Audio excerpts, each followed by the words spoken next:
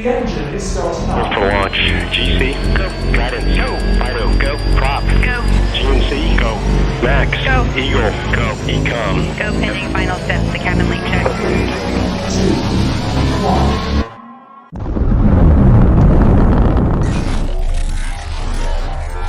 Is there anyone here that would like to communicate with us?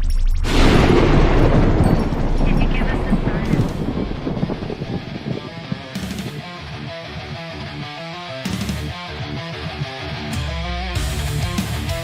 Welcome to the R.I.F.T Nation Network, the R&N, putting a slide in your glide and a dip in your hip. Welcome to the mothership, the home of the travelers of the universe. With shows throughout the week, you can find us at Instagram, Twitch, Facebook, YouTube, Spotify, and more. Everything you could want, everything you can need right here, right now. From the paranormal to the supernatural. From comedy to the spiritual. And now, your featured show. Shall we begin?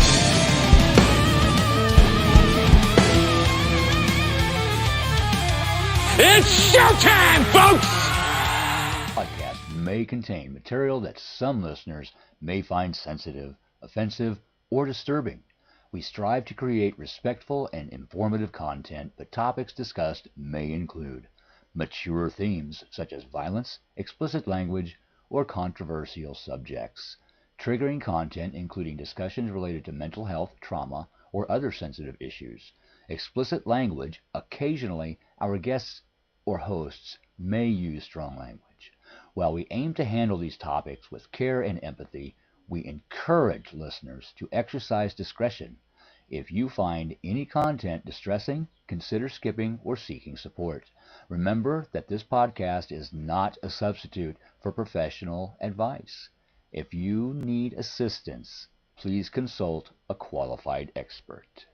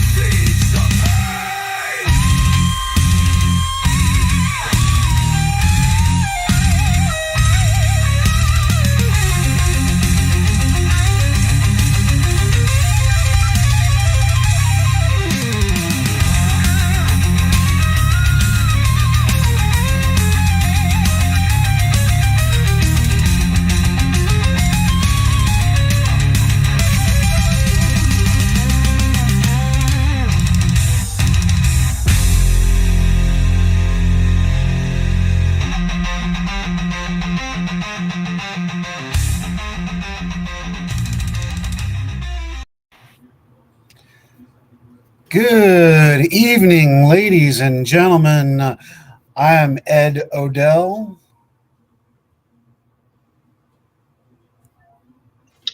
I'm Ronnie Anderson.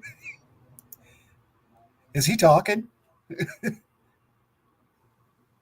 I think. I don't What know. about Hey, now? no, we're like, dude, where are you at? There we go. The man with the There we go. plan. Big Daddy is in the house. The big capitan. What's up? What's going on, brother, man? Nothing much. Just got back to What's happening, guys? It's gonna be an interesting one. I'm just gonna tell y'all right now. This side of my mouth is numb. I got Orgel all the way down. So if I talk funny, if I start to drool a little bit, just go with the flow. Got you. Had to say that. Got to put that out there, just a little bit, just a little bit. You're good. CYA. Yeah. So it's I made it just in time, though. I know. We like, where are you, dude? I sent you a text and everything. What are you doing? I was driving down the road, man. We were on the road, but we got here just in time. Woo, you played it quick, didn't you? Last minute trip, man, with my daughter. So we were rolling. Cool. Cool. Well, I'm going to say hi to a couple of people before we get started. Hello to Michelle Wilfunk. Thank you. Keith Ottersberg. Thank you, brother man. And Ryan C. Jones. He's ASPS and crop. So giving prop out. Mr. Jones. Mr. Jones. And we can officially call this what it is right now. We've got some modifications to make to the show now. Tonight is the first night of Ronnie Anderson being in the house and part of the club and now an official host of the show. Rock on from Bedford Paranormal. Oh, he's not at a cookout tonight? Oh, outstanding. Oh, no. He is now a cook. We love Ronnie. As a matter of fact, Ronnie, I was just in your neighborhood last weekend. Well, you were in Sean's neighborhood if you were in my neighborhood. I was in both, yeah. Sure was. Yeah. I went. Where were you? Where were I had you to at? go. Well, I didn't have to, but I did a little family trip of my history, and I took a trip on down to Peaks of Otter, down to down to Salem Methodist Church where my grandfather used to preach. Okay, I know where that's at. So a couple friends passed the Avenue House. I got to work with that a little bit, and with that, Sean's advice, went over to the D-Day Memorial, and wow, that threw me for a loop. That was awesome. So Love the D-Day. Guys, I don't know why I keep looking like a white ghost from hell. Right. There we go. I had to adjust a few things there.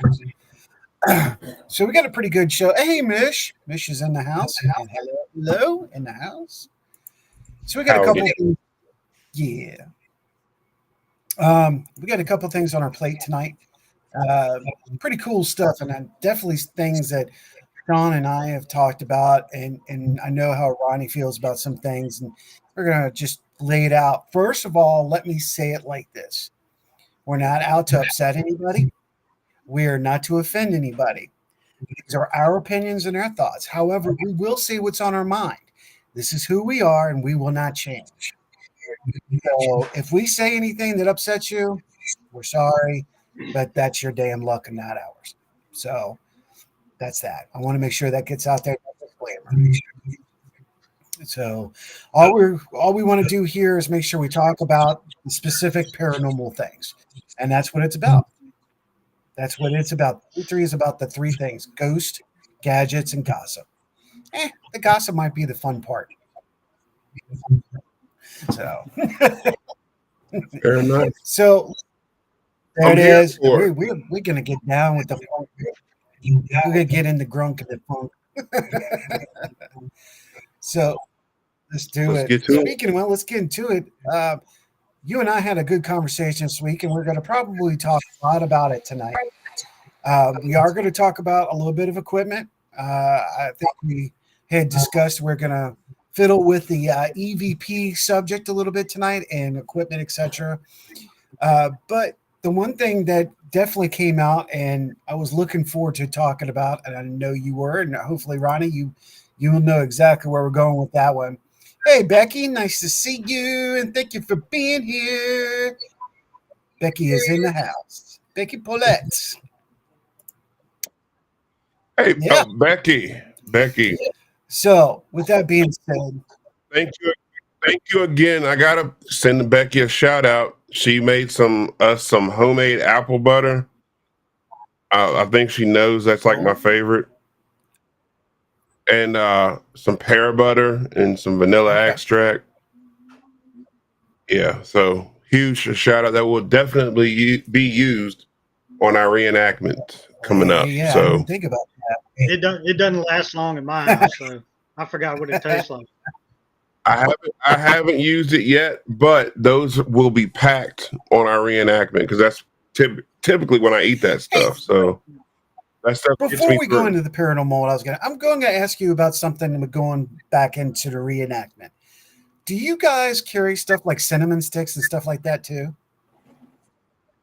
We carry all kind of period correct stuff. So yeah, that makes it honey stick stuff that gives you energy throughout the day. Okay. Because that kind And I'm sorry if it doesn't seem like I'm not paying attention. I'm trying to share this out on you're my perfectly platform. fine, brother, man. The reason I ask, and I came a couple of shops last week that had some really interesting stuff, and I was like, oh, I wonder if that would work. So I have to snag some up and get it over to you guys. Absolutely. So, all right, let's go ahead and Awesome. drop the bomb. One of the things we wanted to talk about tonight was paranormal attitude. Things that have been going around. Why is there so many different stages of this idea? I want to get your guys' thoughts about it, get your opinions, your thoughts, and give you that platform to talk about. And why are they why are people not documenting stuff that they should be? That's another thing we're going to be talking about. The next one will be why do people feel they must be a bigger and better than others? So that's something that's definitely on a big hit too. So we're going to be talking about that. So I'm going to let you guys talk a little bit. I mean, what's y'all's opinion right now on the paranormal attitude in general? What's out there? Is it good? Is it bad? Is it getting better? Is it getting worse? Well, me personally, I think it's getting back to the middle point of it all. It got to a point where me personally, I witnessed it with other teams around here that they were out there for their 15 minutes of fame and they were trying to outdo every other team for what reason, I don't know, because we're all in it for the same Yeah. thing for the most part. And I know as many years as Bedford's been out here doing it, I mean, I have so much evidence on an exterior hard drive that I could put it up against anybody's. Not that I feel that we're better than anybody. It's just I don't have anything to prove to anybody when some teams feel like they have a lot to prove. Why is that? That's just the way I Why do feel about it. teams feel like they've got something to prove, you guys? I don't understand that. I never did, and I still don't now. I don't understand it. Why do y'all think that is? Well, if you're in it for the same, that's the thing also. You have teams in it for the research, then you have teams that are in it for the thrill of it. And it's just it's a separation there. And some teams are just out there to outdo and be better and go to more places and that 15 minutes of fame. And like Bedford, we look more into the networking and doing research with other teams, not the thrill effect or the all that stuff and the 15 minutes of fame. Right. So I believe it's just a big ego thing. Teams just feel like they need to outdo another team, and I don't know why.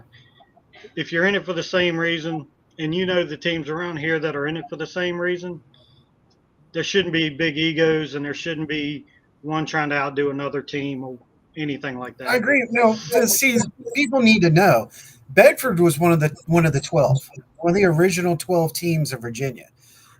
They actually were you guys were a part of the, if I remember correctly, let me say it right. The Virginia was a Virginia Coalition. I think it was. That was We were the National Paranormal Research Society. We were the one of the originals yeah. there. And I don't know why that folded up. I think some people got elected into the bigger positions that didn't care Yeah. about it and went their own ways. The wrong people were in it for the wrong reasons. But yeah, we were one of the first. Huh. Renee says, I think they want the credit for the answers. They want to be the one who did it. Well, I can see your point there. I mean, but I think we've all done it now. That's what I did. That's the other thing I don't understand. You know, I know it comes down to drama, high school bullshit on some levels. Let's be honest. We know this. Why it is, don't know. We're all older than 40 years old, most of us doing this. So it's sad when you get anyone from 40 on up acting like a high school twit and being out there. But you know, that's just my opinion. Yeah, Sean, go ahead, man. Rip it out, dude. Y'all go ahead. Let's talk about it. 'Cause I know, yeah, you know where release the beast I have. Well, I mean, there's so many different aspects to it. This is another in the time of popularity. This is another easy way to become popular. If there's no music was a huge way to become famous. If you're a rock star or a musician, and Ronnie knows what I'm talking about, if you can play a guitar and sing, it's a way to become famous quick. If you get any kind of notoriety playing a guitar or singing, it's a quick way to get your name out there and become famous. So when Zach Bagans and all those guys came out with the TV shows, they were getting popular fast and getting notoriety and becoming famous. So what happened was so many people saw that and all these teams formed. They were getting popular. TV shows were hitting people up and they became famous. Well, then YouTube became the platform to get fame and notoriety. If you noticed, and you and I talked about this before, everybody's putting out the same evidence: spirit box captures, EVPs. Nobody's putting out them sitting there talking to a manifestation head on, having a full head on conversation with them. Everyone puts out the same evidence, but what happens? Everyone's attracted to that. Everyone's putting out content. Everyone's getting the same result. Now, when as popularity grows, you become that person. So when I go to Paracons, what I see from certain people is this is my chance to be on that stage and get that attention. That's that's where a lot of that comes from. But you have to ask what is each team's goal. I've talked to certain teams, their goal is to help people with this goal. Some teams is for this goal. If you've been in this field long enough and if you use your head, you can see which one is bullshit and which one is legit. Yeah. And that's all we have to go on. You can sift through it all and see who's there for notoriety and popularity and who's there to actually make steps towards moving the field forward. To me personally, I've changed my thought process on this. We need both in this field. We can sit back all day long and say, those people just want attention. Those people just want popularity. But hear me out. If it weren't for the people who just were chasing the fame and popularity, there would be a lot of people who still look down on this field. There'd be a lot of this field wouldn't move as forward and as far as it did if it weren't for the people who brought light to the field. Because at the end of the day, the popularity of the field opened a lot of doors for us to be able to go out here and do what we do. So do I just kind of snicker and laugh at the people who are chasing? Yeah, of course, we all do. But do I down them for doing that? No, because at the end of the day, that little bit of popularity might help that person with their mental health. We don't know what people go through. Yeah, So I can't look down on people who chase that rock star mentality because if that's their only chance of getting noticed, hey, go for it.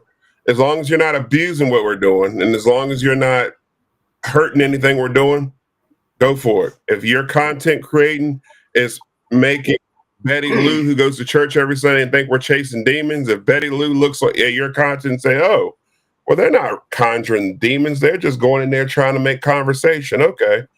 That's not what I thought it was. Does it really hurt our field? And that's a question we have to ask ourselves.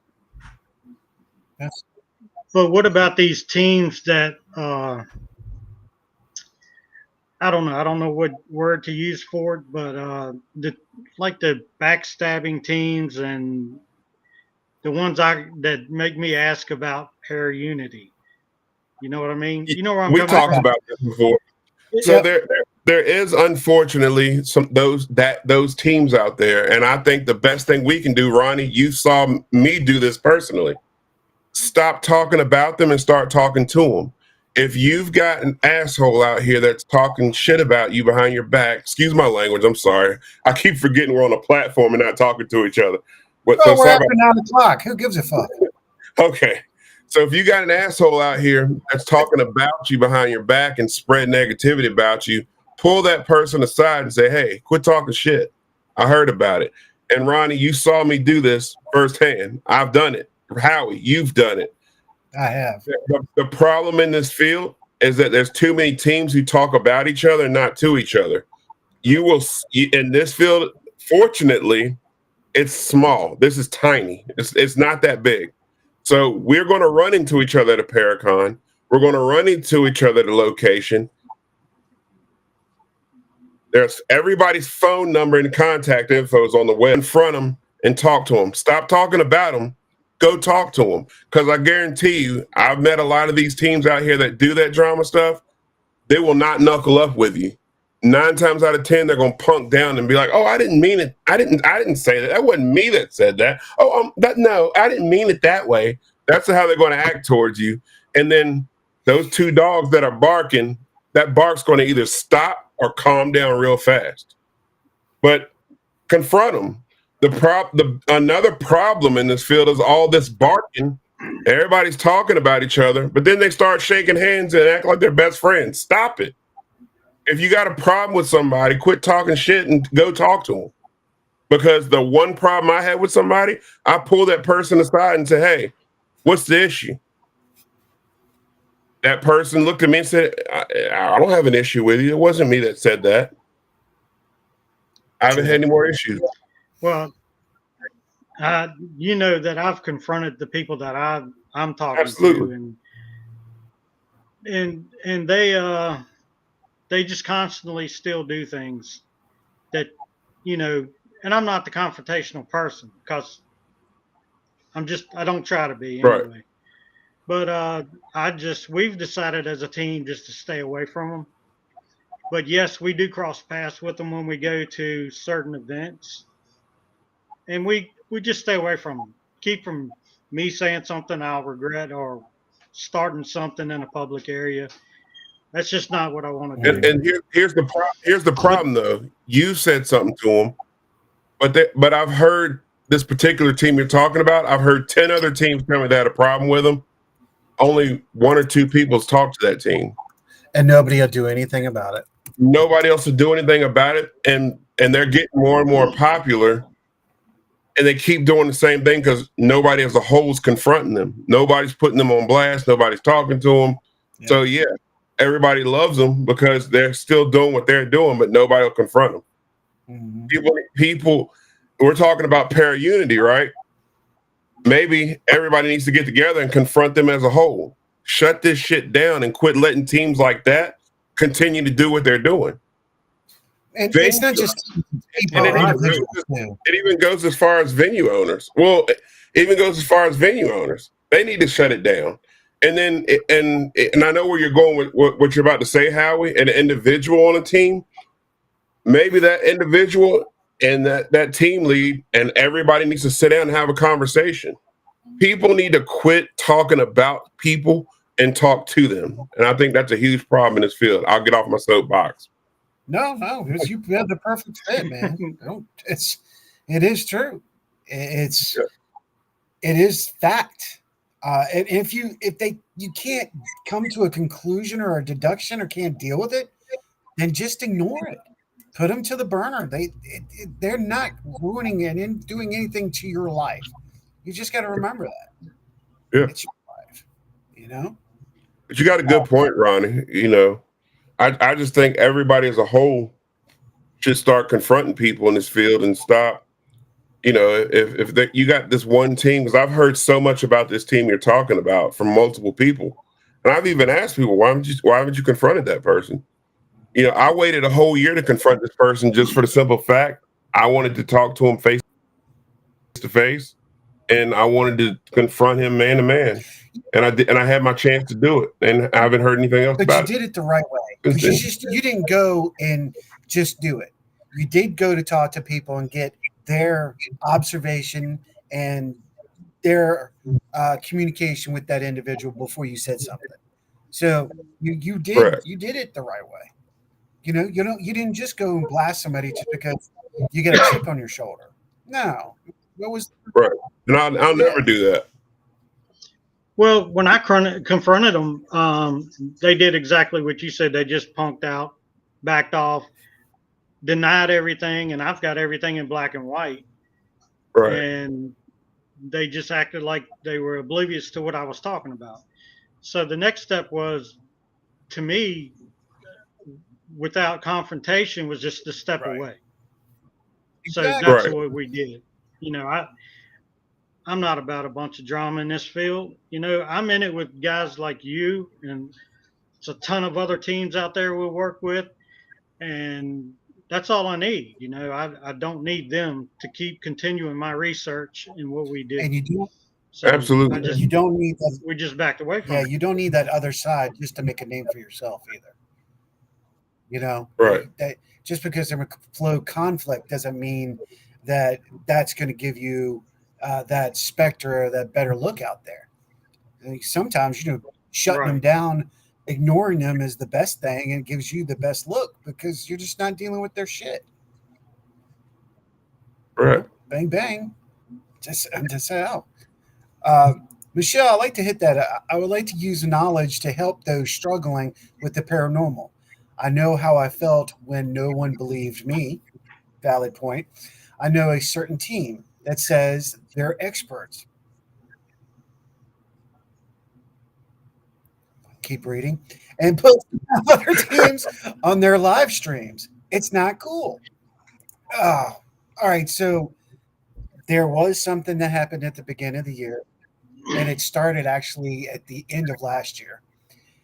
Watching somebody actually threaten other people from other teams, you know, wanting to physically threaten them, and giving them subdued type innuendos that they were going to do something. Stop acting like a bitch. Seriously.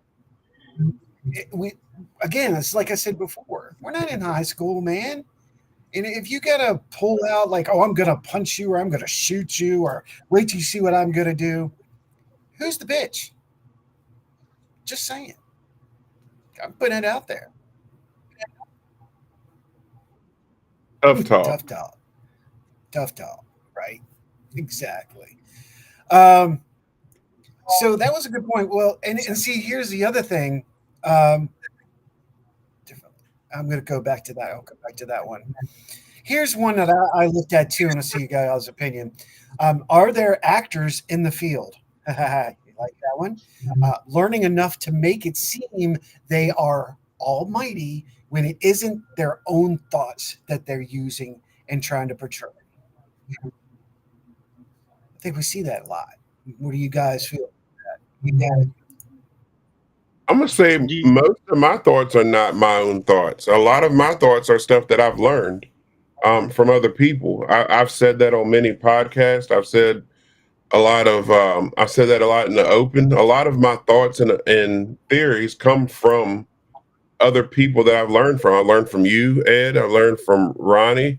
Learned from many other investigators who've investigated longer than me, or I've learned from people who just started. Um, a lot of theories I have come up with on my own, and they may sound like something you've said, but has my twist on it. Um, as far as actors go, I think most people on TV are actors. I think what we look at as far as TV goes, I don't care how authentic, and this is just my opinion. I don't care how authentic they may seem on television. I think if it's on TV, it's Hollywood. That's just me, though. That's production. Because if a TV show was to come actually sit at our investigation, it would never get aired. So, you know, it's one of those things. Are there actors? Of course. Look at YouTube. Look at TikTok. There's plenty of acting on there. My content on TikTok, I can't say it's acting, but I only show the capture. I don't show the 8 or 9 hours of us just sitting there. If I did, no one would click on it. Right. Does Well, that, is that you look at Zach Bagans. I mean, he's a marketing genius, and he does a lot of acting. But he would be one that I would call an actor, even though he is a pioneer of it, of the TV anyway. But paranormal research has been going on for years, Oh yeah. way before my time. So, as far as the TV era, yeah, a lot of stuff on TV. I hate to say it, but a lot of them are you kind of know who is and who isn't, Right. in my opinion. But they're all, working for a big network to stay on TV. So they're gonna do things. They're gonna do a lot of acting to keep the ratings up and keep the show going. So yeah, Zach Baggins is the biggest one. But But you can't blame him. He's a marketing yeah, genius. I mean, the same thing with I'm just gonna call it same thing with Tabs. The first 2 seasons, third season, they got busted. Let's legit be honest. So we all make mistakes, and sometimes those people that are in their entertainment, they got to do what they got to do to stay in the light, or if they want that job. I agree with you. I agree totally, Ronnie. Completely agree with you. Speaking of acting, Howie, I remember when I called you. This was before Ronnie and I started talking. Remember when I called you when I got accused of acting when we had a certain piece of equipment go off, and because none of us reacted to it, I got accused of acting. I mean, not acting. I got accused of faking evidence because I didn't react when a piece of equipment went off. The whole reason why we were accused of faking evidence because none of the team members reacted to it. Right. It wasn't because all of our team members have 10 years plus as of investigating, including my daughter. It wasn't because of it was 4:30 in the morning when it happened. It wasn't because we were all tired and we had seen this one piece of equipment go off before. It was because, well, none of them reacted to that equipment going off. So I think they staged that to happen. So I believe that team was faking evidence. Never met us, never talked to us, didn't know who we were. But because we weren't acting when the equipment went off, we were blatantly called out online for faking evidence because we weren't acting. Yeah, they didn't like their outcome of that one too much. But going back to our previous conversation, Howie, do you remember what happened after we got accused of faking that evidence? What do you mean after? You mean once we all started going, what the hell are you talking about? Right. Once that person accused me of faking evidence, I sought that person's phone number out and gave him a phone call. Yep. And said, "What are you talking about?"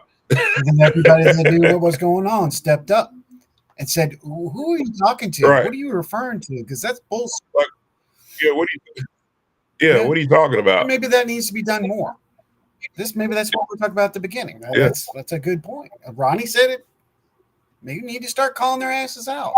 I've been saying that for a while, but yeah, you've been saying that for years, and I just feel that way. That's one reason why we don't put anything out, because we don't want that drama. Right. But we've been talking about sharing stuff, but we're still talking about it. Right. I mean, I feel if it's something that's prominative that could be used in the field and would help advance scientifically, and you can show how it works, then let's do it. Share it out. Who can make it better? Because we've seen a lot of equipment that's come out that people have taken and made a little better and made a little better. Have a couple of assholes out there. Well, yeah, couple. Yeah, you're still going to have assholes. Yeah, it's true. It's very true. We're still in podcast form, so let me get these said here. Michelle Wilfong said, I know a certain team that says they're experts and puts down the other teams in their live streams. It's not cool. And I wanted to repeat that for a reason, because of that. that need to be repeated and heard. Keith Ottersberg says, help other teams learn. I agree. Help other people. Don't dog Yeah. them. Don't push them down. Help them. And if they're not your kind of people, then you don't have to stay around. Michelle Wellfong also says they have the same evidence on other teams. And yes, we had said that. Keith comes along and says, for many decades, my thoughts were my own. And he's following up what you guys were saying. And yeah, absolutely get your points now. Renee Cody says, come down to this. Good people do bad things and bad people do good things. Learn that well, teacher. Wink, wink. This is true. And that's a very good point. I've been saying that for years now, and it's a very good point. It goes back to I don't always wear a white hat. I'm not always nice. But you know what? That's right. Good people are not always in the light. Sometimes they have to do bad things, and sometimes bad people are honestly there to help and do good things. People, we make mistakes in our lives. So We're only human. God knows I made it. Yeah, we're all human. So suck it up, Buttercup. We fucked up. I gotta write that down. I got a T-shirt for that one. So I'll wear it. So we're at the bottom of the hour. We're going to come back up. I want to spend the next 10 to 12 minutes and let's talk about EVPs and how you guys feel about it in your equipment. Sean, you and I discussed it, so I'm going to hand it on over to you, Sean. Let's get down to this. Oh, did he freeze? So Yeah, you want me to hell start? yeah. Let's talk about the EVPs and the equipment. Okay. All right, so mine is really simple with EVPs. I think they're great. I just started really getting into them because I took a little bit of time to learn different recorders and experiment more with them. For years, I never got any, and that was lack of education with them. I thought you had to have a very high sensitive recorder to catch EVPs, and then I started, experiment with like the Zoom recorders and stuff like that, and I learned that Zoom recorders are terrible, in my opinion. Don't hate me for saying this, but I felt like Zoom recorders are terrible for EVPs because they're too sensitive. If you have a recorder that's too sensitive, a simple hand movement will pick up a sound that you didn't know was there. I think that a cheap recorder that creates a white noise while you're recording, and the white noise doesn't have to be audible, but it has to but can be in the recorder. A cheap Olympus or cheap any kind of recorder is great. I think the DR60 is a great recorder, but honestly, who can afford it? It's a very expensive, high end recorder. But there's other recorders that you can go to an antique shop, and there's a pile of them sitting there. Take two AA, two AAA batteries with you when you go to an antique shop. Stick them in the recorder, see if they work, and if they work, great. You got a new recorder for $10. I've done it. I've got old tape recorders that are selling for $200 on EVP on eBay right now. They're selling for $200 and $300. Check this out. I got one that's selling for $250 on eBay right now for $12. That came with blank tapes and everything from an antique store. Those are great recorders that create a white noise and that will capture EVPs now, is that the all standard day. cassette or is that the mini cassette? Okay. The little mini cassette. All right, they're great recorders. It's a name brand. I think it's a Sony or Panasonic. I can't remember what brand it is, but those are great recorders. Now, is there use for Zoom recorder, the high end, the ones you hear a squirrel fart? Are those great recorders in the field? Can they be used? Absolutely. What do I use them for? And again, this is stuff that to each his own, but this is just my opinion. Yes, they are great recorders. What do I use it for? I use it for live EVPs. So if you're walking through a location and you with headphones on and you might pick up things that are in your area or your surrounding that you can't hear normally because they're so sensitive. But when I'm trying to take an EVP in a room, I will not use those recorders because if somebody's stomach growls, those Zoom recorders pick that up. if it's too sensitive. But as far as the actual investigative side of an EVP, I love them because they're very hard to debunk. Equipment going off, a REM pod, cat ball, all that stuff, I can sit here and this whole day if that's what you're relying on. Less than a minute with debunking. And EVP, it's really hard. Can I jump in there real quick? I don't mean to interrupt you. Oh, but there was something. Go ahead. I sent something to you. Remember, I sent you something this week, and Ronnie, I need to get that over to you. There's something somebody made that working with the cat balls. There are two different styles of stands. These are actually really intelligent and really well thought out about the cat balls when using them. So there is some good stuff that's out there, and it's working with some of this stuff. There's a lot of flaws with cat balls, is basically what we're saying. But these are things that you can get out there to work with those flaws. So I just want to make sure that's out there. There are things out there to help the flaws in equipment. True. Yes, we have one. When you sent me that, I meant to respond to you, but I think I was doing something. But we do have a cat ball stand that has yes or no on it. So we have started using them, and we do make sure we acclimate before we use our cat balls. Yeah, you can calibrate them. That's what people don't realize. Yeah, you got to calibrate it. You got to find out where that pin is, so you set it aside from the pin. Yeah. Yes, you must acclimate the cat balls. You cannot pull them out of your bag as soon as you arrive and expect accuracy with them. But the EVP is a lot harder to debunk than a REM pod. So I love an EVP.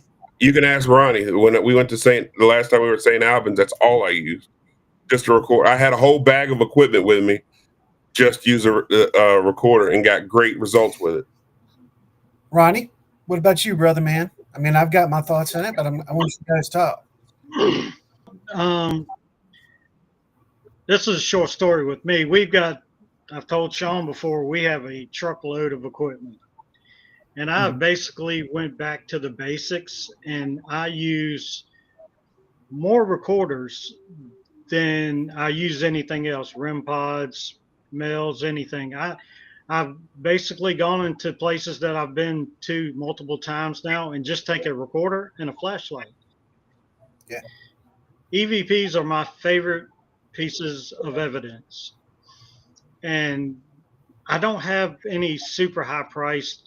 I know Alan does, but I don't. He has a few Zooms and a bunch of other stuff, but I'm using all Sonys and Olympics. I went back to the Olympics, but I'm never holding them doing an EVP session. I'm always setting them down in multiple places in the room. And that is probably now, unless it's something I've caught on camera that I can't explain, EVPs are the best evidence you can get. To me, that's my opinion. And as far as some of the other equipment, I don't use any apps. I think we have tried some recording apps, but I still don't really trust those unless I have something that corresponds on a recorder. And Sean, I do have a Sony analog recorder like that also. They're great. That thing is Mac Daddy. I like it. Great. Definitely agree. Mac Daddy. Old school. Oh yeah.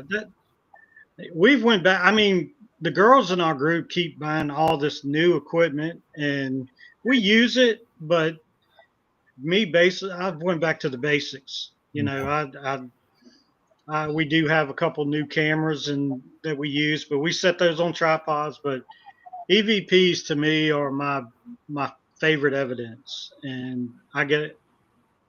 Now I can't say I get a lot of them, but I get really well.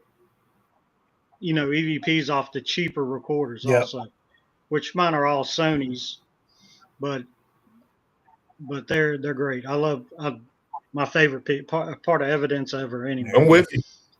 Yeah, I'm not gonna change anything you guys said. I'm with you. You can do all of the high tech stuff. You can go and change up the recorders, but I have found also that the cheaper recorders are the better recorders. Olympic and Sony, yes. The RCA, yes. Um, I want to get my hands on another cassette recorder, just because my own theory on that. It's a magnet drive, and I have some interesting theories about that one. So I want to go back and get some more cassette recorders. Imprinting is a big deal for me. Stagnant recorders, I love them. Have them everywhere.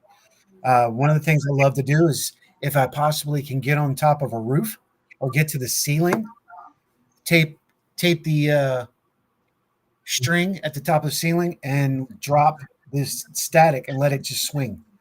Just give it free space to do whatever. I've gotten some really great results with that. Ryan Jones has gotten some great results with doing that way. So I'm going to go and I'm stick with what you guys are saying is the cheaper, the L cheaper or the L better. I mean, that's my opinion. Renee Cody says still have an old tape recorder, still works and great. That's what I'm talking about. Keith Osberg says the less complicated it is, the easier it is for them to manipulate. Oh, oh, that is another valid point, Keith. Touche. I agree with him on that one. I I agree with yeah, that. I agree you too. know, with one thing that that's come out of the past, I will say something. We've talked about toys, reactions, and trigger items and stuff. The one thing I will say is if they're going to manipulate, they're going to manipulate anything. So make it easy for them. Take a speak and spell with you. Take the batteries out. Give it a chance. Take a speed spell, put the batteries in it. Give them the opportunity to manipulate and try to figure it out. Take it with you several times in the same place. Well, if they're going to manipulate something, they can manipulate that because it has words already programmed and then manipulate letters. So look at a lot of these apps and these spirit boxes. They're programmed. Okay, well, give it an option. If it's going to really happen, they're going to go A, B, C, D. It's the same thing as a Ouija board. It's just electronic. I've got one. The old Yeah, kid toy. right. I've got one sitting Yep, right I here. got one too. It's a blast. I haven't had anything happen with it yet, but that doesn't mean it's not going to. So I'm keeping it. Key word is yet. Exactly. Key word yet. Something else that Ronnie you said that caught my attention and I wanted to agree with is when we're talking about apps and all that and pieces of equipment and all this. The one thing that I want to bring up before we end the discussion with the tech part of this is cell phones. I want to talk about cell phones just real quick so people have an understanding of when they're taking photographer shots off the cell phones. Doesn't matter what kind of cell phone. But I want to talk about that real quick. Yeah, the sparkly. But Keith says, my auto shop teacher taught me something. Kiss it. Keep it simple and stupid. Hey, right? That's like licking a 9-volt battery. Let's test it. I don't know. You know. Cell phones, folks. You got to understand. Even the old cell phones, all the way up to modern. If you take a picture with a cell phone, get ready for one thing. It is going to auto correct your picture. It's going to take 5 pictures. It may take 20 pictures. It may take 75 at one shot. So what happens is it layers all those pictures and it's called autocorrect. It is meant to correct the pictures and the flaws in your picture. So if you do capture something on your cell phone, you'll never know it. Majority of the time, your camera and your cell phone is correcting it. Just letting you know. That's the legit. Check it out. Read about it. It's pretty interesting. Keith Ottersberg says photos, blast photos, multiple shots. That's right. Always. 3 or more, baby. 3 or more. What you got? Yeah, see? That's what I'm talking about right there. Get your regular standard digi. It goes with me every investigation. Just a simple Sony Cyber Shot, and that's what I use for a cam. Simple? It's small. It's not big, bulky. Takes great pictures. And it's Not to the point of so that it's modern technology where it's going to correct the picture. Because some of these digital cameras will still do what cell phones do. That will correct the picture. Just be aware of it, you guys. Just be aware of it when you're in the field. Remember what you're doing and what you're dealing with. So The only thing I'm going to say about the cell phone is that every apparition out that our team has ever got has and been they've on a been cell great phone. shots. Our, our cameras never caught one. And that's ironic too, right? I personally have never gotten one, and it's always seemed to be the women on our team. But the only people who's ever caught one that's been on a cell phone. There you go. I mean, I've caught stuff on my DVR system that we were not even awake at night and had it just running all night at Old South, and it caught a shadow walking across the hallway and then back. But as far as taking still shot photos, I use that digital camera. I don't think that one has the technology to autocorrect anything. That's a standard 35 shot. Yep. Good piece of equipment right there. And it's light. I mean, it fits in my pocket. So that's another thing. The lighter, the more you can take, the faster you can get, the faster it's easy to get to. Y'all carrying all this stuff on like super like Sean see me wearing the super vest. I got everything damn thing in it. Then I got to take it off every time we sit still or I'm at a point. I got to take it off and get all the stuff I need to because I know it'll make noise in recorders and set stuff off. Like, I got a handheld mount that I can mount that on. Oh, there you go. See, that's what I'm talking about. That's kind of like I do with K2s. I got K2s. I keep them all at the ground now because of kinetic energy. Yeah, I do that too. So we got 10 minutes left in the show, and this is where we get into the gossip part. This is where the guys and me get to have a little fun at the expense of others. So what we're going to do is I'm going to bring this up. We're going to check out a couple of things and get everybody's opinion, your thoughts on that. And you guys put your input on this too. We're going to bring them on up right now. So check out this first one. This first one is from Global News. Dan Rivera, a paranormal investigator and one of the handlers of the famed Annabelle doll, died suddenly over the weekend.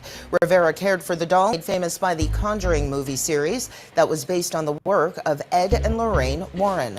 Annabelle is an endless source of fascination on social media, according to her handlers, because of the haunting stories that surround the doll. Rivera was part of a group from the New England Society for Psychic Research on tour with the Annabelle doll this weekend, according to Facebook posts from the organization. It is not clear how he died. Okay, so I want to get you guys' opinion on this one. Just real quick. I don't want to harbor on it a lot, but Sean, I know you and I have talked about it, the situation and all this with Annabelle and all that. And with him, I mean, from what I hear from a lot of people, he was a great guy. So I want to put that out there. But what are you guys' feelings about the whole Annabelle situation? Well, I met. Go ahead, Sean. You good? No, go ahead. Take it. I met Lorraine Warren one time, and during our conversation, a couple of stories she had told. I remember her saying that Annabelle should not be taken out of that case. Now, with that being said, I don't know how much faith I put into the Annabelle story, and the only reason is because the movies they've made. Hollywood has totally ruined the Annabelle story, which to me, I think if it wasn't for the movies and this guy took this thing on tour, took it out of the case, I might think, well, maybe it had something to do with it, but I believe he just passed away of natural causes. Right. Now, I don't know if Annabelle caused it, but nobody can prove it. It was Annabelle. I'm going to ask another question. You really think that's the real Annabelle doll, or is that a reproduction?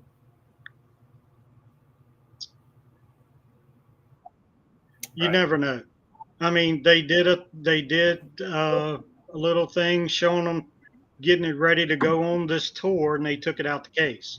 Now, whether that was to clean the case and they put it back, or I don't know. Nobody knows, but it makes for a good story. Another Annabelle movie. anyway. Right? The ending? Maybe the ending movie. Sean, Yeah. what do you think? What do you got on that one? The Warrens, Lorraine. I watched videos. Lorraine can't even look at that doll. She gets upset even talking about it, Mhm. and I think it's disrespectful to the family for them to take that doll on tour.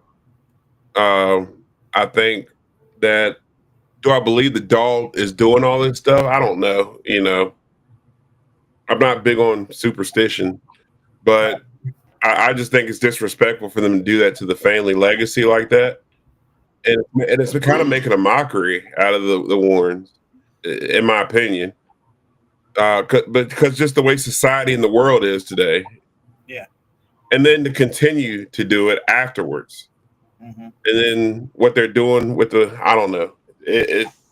I try not to think about it, to be honest with you. But at this point, it's out there. It happened. Some people are going to make a lot of money off of this story. Some people are going to be pissed off about the story. And then you have people like me. It's like, okay, let's move on. What's next? Right. Right. Yeah. Let's move on. But I agree with both y'all. It's a little bit of a disrespectful. And I can tell you, Ronnie, I've heard the same thing that came out of her mouth, that she said that was not to be ever taken out of the case, out of that room. And I understand from several, including their nephew, who said the exact same thing. Now, why did their nephew allow it to happen? I don't know. I'm not a part of the family. I wasn't with anything to do with it. But does it make for a good ending? I agree. Does it make for some good entertainment? Sure, it sure did. Sure does. It's on lease now, right? Right. Yeah. So Matt Rife got Yeah. it, don't I think so. Yeah. Matt Rife bought the house or something. Yeah. At least. I think that's disrespectful too. Yeah, that's going to be like the Conjuring house. What happens next, right? I'm not even going to go any further than that. But, I want to get our time to talk about that. Here's another one I want to get you guys thought about this. This might make you chuckle, maybe it won't, but let's hear your opinion. Ghost in hallway of haunted hospital.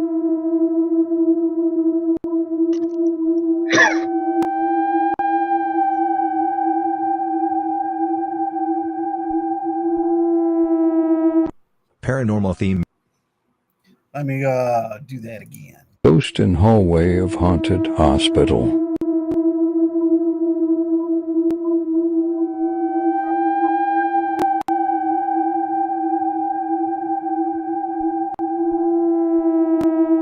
Paranormal themed media is getting amazing. Okay, so guys, I had to bring that one up because I'm like, really? Because there's something I want to talk about that. The one thing that's starting to drive me nuts about these YouTube videos and these things like that is the damn music. I mean, if you're going to be real, why do you need to put that kind of music in it? I mean, that's my TV shows are the same Right. way. They they may hear something and we don't hear it watching the show is because all the background music. I think it's unnecessary, but it's an attention grabber. It is. It I gets in your guess. psyche. And that's the whole intent. Let's poke your psyche before you happen, because now you're expecting something to happen. What if nothing even happened, but maybe you would have had pareidolia because you heard that music going, something might happen. Interesting. What do you think, Sean? I get it. I get why people do it. It's content. Mhm. I'm not mad at it or anything like that. It's the new norm. But I think with that video though, it's terrible evidence. But coming from we think of things come from an investigator mindset and an old school mindset. But it's a new generation. It's again. I don't think it hurts the field. It gets people looking at stuff. And again, if it wasn't for that kind of content, our field would still be shunned from the Betty Lou who goes to church every Sunday thinking we're conjuring demons. and it would be a lot harder for us to do what we do. And again, I had the mentality a while back. I'd get pissed off at everything I saw that I didn't agree with. I Right. did for a long time, and then I started thinking, if it wasn't for content like that, people would still be very mad at what we do. But that's me coming from Lynchburg, where everything was demon. That for years, I never told anybody I was an investigator, because every time I even hinted at talking about it, oh, y'all out there chasing demons, y'all out there conjuring the devil. Mhm. So when you're coming from a town like this, the Bible Belt, where Liberty University runs everything, and I'm not afraid to say that. I can't stand Liberty, but when you're from a town like this, videos like that lighten the mood for people, for us to be able to do what we do. And truthfully, if it weren't for that kind of content, and if it weren't for the Zach Baggins of the world, if it weren't for all the bullshit shows that we laugh at and talk shit about, we would all be struggling to have places to investigate. There wouldn't be paracons and stuff. It would be a lot harder to do what we do. Okay, you know what? That's a great point, Sean. Great point. Ronnie, how do you feel about what he just said? Did the entertainment side help us get into historic locations and for them to be opened up? I agree with Sean 100%. If it wasn't for some of these content creators, we probably wouldn't know about a lot of off the beaten path places. Yeah. And it does benefit our field. But I'm going to go and make a comment on Keith. The AI is going to totally. Now, if I look at it like Sean does, he makes a very valid point. Even with AI, it's going to bring the attention and bring our field to the front. But I think AI, as an investigator, as a researcher, it's gonna put a brake on what we do, because it's very easy to fake evidence now. 15 years ago, it wasn't. So now there's going to be a lot of more critical shit out there, a lot of more talk. So I think it's going to be. I mean, Sean is correct. It has brought us up front more. But now with AI, it's too easy to fake stuff, and it's going to take the attention away from the field also. So with this video, they say it's a haunted hospital. I think all hospitals have some sort of activity. There's a lot of trauma, a lot of death. There's a lot of stuff going on in hospitals. So as far as showing a shadow walking across the hall, it's obvious this hospital was still in use. That could have been a patient walking to the bathroom or walking down the hall or something, or somebody threw some AI shadow in there to cross over. It's too easy. I mean, so all you got is the music to use for that. That's all I can say about that. But I do agree with Sean 100%. It has brought our field to the front. It's kind of like everything's a demon now. Everything's demonic. Everything's this. Everything's that. There's a balance of good and bad that content creating does. I just started creating content, and the whole reason is to. People think that we're doing it to well, I don't know what people think, before that some people think we're doing it to become popular or known, and that's simply not the case. I do content creating because I'm getting older and I wanted to challenge my brain. I wanted to see if I could get on a program and do it. That's one reason. The second reason is to bring awareness and attention to certain locations. My biggest thing is the preservation of history. If you come in my house, my living room is literally a museum. I can post pictures to prove it. I've got antique Civil War stuff hanging all over my walls. And on the weekends that I'm not investigating, I'm in a historical location doing something. I'm a Civil War reenactor. I can talk history with anybody, from revolution or past revolution or to current. So, I'm a historic guy. That's what I do. I've got Civil War generals tattooed on my arm. I've got an 1863 pistol tattooed on my arm right here. So if anybody wants to question history with me, so the preservation of a lot of these historical locations is important to me. So if you notice, a lot of my content is based on historical places. And one thing I notice in this field is everybody jumps to the big locations that charges $2,000 to investigate, which that's a conversation for another day. I don't want to take up too much time. But so if you notice, all of my content are very 3-minute long videos on certain locations to draw investigators to these locations. Right. That's my content. Do I use AI in a lot of my location? Of course. It makes for a creepy video that draws attention to people to go to that location and investigate it. Those locations that I've investigated, I caught some kind of evidence in that location that I believe was something that I can't explain. Was it a ghost? Was it paranormal? I don't know, but it was something I couldn't explain that maybe somebody else can go to and actually capture something. So the content creating thing I think is great. Will it hurt the field? I don't know. To an old school investigator who didn't have as much content around, who saw the development of content and possibly could lead to ruining in the field, depends on how you look at it. To me, the content creating, the acting, even let's say faking evidence. Let's say all these YouTubers come in there and start faking evidence. Does it ruin it? And the only way I see it ruin it is it gives a new investigator expectations that they won't meet. That, in that sense, I think it will hurt the field. However, it's up to us as leaders in the field, and I'll call ourselves leaders because we have a platform. So it's us to leaders as the field to educate and teach them what's real and what's not. As long as there's leaders in the field that will openly speak about what's real and what's not, we're going to kind of guide those new investigators. And that's my opinion on it. That's just an opinion. I don't know it all, but that's where I look at it. As long as we can sit here and guide people and critique the new investigator, we can kind of balance out the fake and the real. And the new content creators will help elevate people and change the old school thinking. Well said. You guys.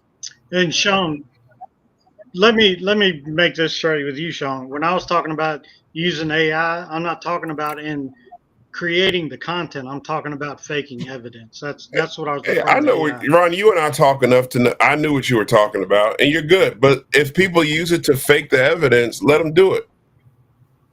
That's fine. They're the ones. And I know you're like, well, what do you mean? If they want to do that to boost their platform, all they're going to do is help the field. Because think about it, paranormal's not on television anymore. We lost it on TV that I know of. It's not all over TV every night. So who's watching it now? Who's really looking at TV? Everybody's looking towards the other stuff now. There's other forms of entertainment. So if you can hype the paranormal back up on and get people back looking at it, maybe the kids, maybe the younger generation will get back into it. They're going back to locations. So these podcasts that we're having, they're going to watch and say, okay, so there's people faking it. Well, what's real? That's going to bring their attention back to wanting to get knowledge and education about it. See, there should be thousands of people watching this right now. Why isn't there? Because the interest isn't in paranormal no more. Why isn't the interest in paranormal right now as it was 5-6 years ago? Because nobody's watching it. It's all on YouTube. It's hidden now. So it's like paranormal was up here at one time. Now it's not. So let's say a bunch of people fake it. I'm not encouraging faking evidence, but let's say people fake it to get millions of followers to start getting back on this. And then people start looking for these paranormal shows again. And they say, okay, well, let's watch Ed Odell talk about this. And they say, oh, well, maybe people are faking it. So let's find out what's real and what's not. Then they jump on the public investigation with Hill City Paranormal. And we say, okay, guys, this is how you investigate. This is how you determine what's real and what's not. Now they're getting educated by people who've done this for years and years and years, and they're learning the truth behind investigating. In my opinion, that's going to get people more excited in the paranormal again. Good points, guys. Good points. Valid point. Yeah, well said. I'm not saying what you're saying is wrong. I'm just trying to maybe we look at some of the negative and try to flip it into positive. Now, some people are going to completely agree with what I'm saying. Yeah. But we got to stop and think sometimes. It's all in your mentality. Yeah. How do we flip what negativity in this world to make it positive? If we always walk on a negative beating drum, then everything's going to be negative, and the paranormal field's just going to go. I agree. Keep going down. Let me read these out since we're on the I agree. podcast program. Let me get these out so the listeners can hear it. Robert says, "Woo woo! I got to say that doll that put in there for a reason. Ghost hunters have deal with the fallout. Sorry about that's blood money. Okay, I get your point. Sorry, dude, just pisses me off. Play stuff that they don't understand. I'll go with that. We went with the AI thing. Courtney drops in and says, "We're not content creators. We are create content 100 or 1,000%." And she's got a good point. There are two different ones, in my opinion, too. Robert says, "Yeah, but who's going to put the demon back in the bottle?" That's a conversation for another time. Courtney hits fact. Right. Courtney hits with fact of the matter is everything you watch, Reels, TikTok, YouTube Shorts, is all content. If you clicked on it, watch it, it's technically clickbait. Okay. Keith hits too many people use it to fake things to get the clicks, likes. Then he said he had to jump. Courtney dropped in here and stated, let me get this right. This is a technical based society. We're not in the 1940s. Everything is in the click of the mouse now. It's entertainment, but can be educated at the same time. The content is mostly fact based on content information we gathered from the history of the location's owners and personal encounter staff may have had. I believe if you keep it accurate and exciting, then I'm all for it. No, that's a good point there too. Robert says, I told a code worker I was an investigator. Then he was asked me what I have seen.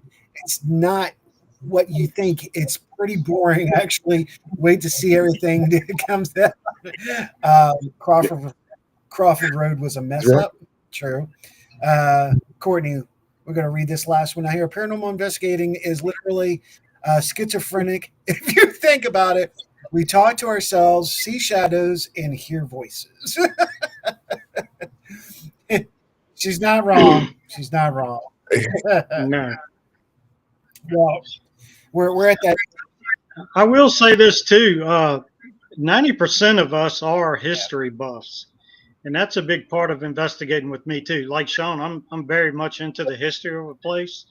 A lot of places I'll go just for the history and not really look into the paranormal, which we do investigate, but I'm actually looking at the history of the place. So the other 10% are science geeks, I guess. I'm a science geek too, though. It goes hand in hand. It does. It really We're all does. nerds. That's what it boils down to. Yep. Well, guys, I want to say thanks for joining me tonight right here on G3. Everybody that's out there, thank you for being a part of this and been in chat. The number's gone up, getting down, going up. So we appreciate y'all checking us out. Thank you so much. So check us out next month. We'll see what else we bring to the table. But it was really enjoyable. I appreciate the conversation, you guys, and able to put that out there. And hopefully we've helped you guys out there, travelers in those like understand a little bit more of the different things. And I'm sure if anybody out there has any questions, you can contact any one of us. And we will give you the best information we could give you about anything in the paranormal field. You can drop it at the emails we got below, or you can contact us directly or go to the RNN fan page. Whichever. You have multiplicity of locations and contacts. We're more in here. We're here to help. So we'll see that. We'll see ya. Absolutely. And on that note, we're going to call this a night and call it a month, if you will. Guys, again, thank y'all so much. Look forward to seeing what y'all are getting ready to do here. Well, thank y'all. It was fun, guys. Absolutely. I enjoyed it. I enjoyed it. Absolutely. And as always, may virtue be yours. We'll see you next month. right here on G3.